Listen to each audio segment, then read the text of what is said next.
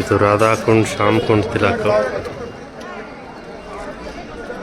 ಚೈತನ್ಯ ಮಹಾಪ್ರಭು ಹೇಳಿರೋ ಪ್ರಕಾರ the most holiest place in the world ಅಂದರೆ ಅದು ರಾಧಾಕುಂಡ್ ಶ್ಯಾಮಕುಂಡ್.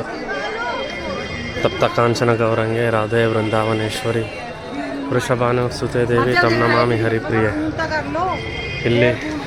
ಇಲ್ಲಿ 3 ಸರಿ ಮುಳುಗಿ, ಶ್ಯಾಮಕುಂಡಲ್ಲಿ 3 ಸರಿ ಮುಳುಗಿ, ಮತ್ತು ರಾಧಾಕುಂಡಲ್ಲಿ 3 ಸರಿ ಮುಳುಗಿದ್ರೆ ನಮ್ಮೆಲ್ಲ ಪಾಪ ಕರ್ಮಗಳನ್ನ ನಾವು ತೊಳ್ಕೊಂಡಂಗೇನೆ.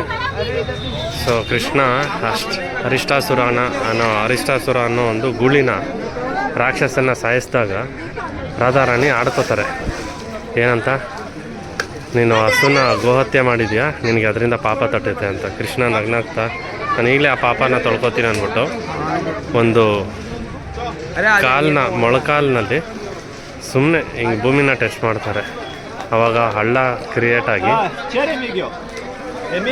ಗಂಗಾ, ಯಮುನಾ, ಗೋದಾವರಿ, ಸರಸ್ವತಿ, ನರ್ಮದಾ, ಸಿಂಧು, ಕಾವೇರಿ ಅವರನ್ನು ಬಂದು ಇಲ್ಲಿ ನೆಲೆ ನಿಲ್ತಾರೆ.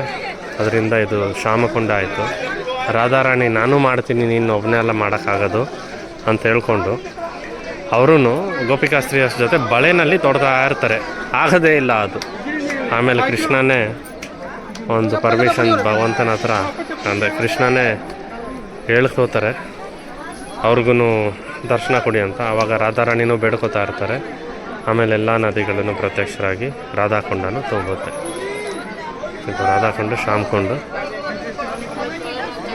ಇಲ್ಲಿ ದೇವಸ್ಥಾನ ಇದೆ, ರಾಧಾಕೃಷ್ಣ ದೇವಸ್ಥಾನ.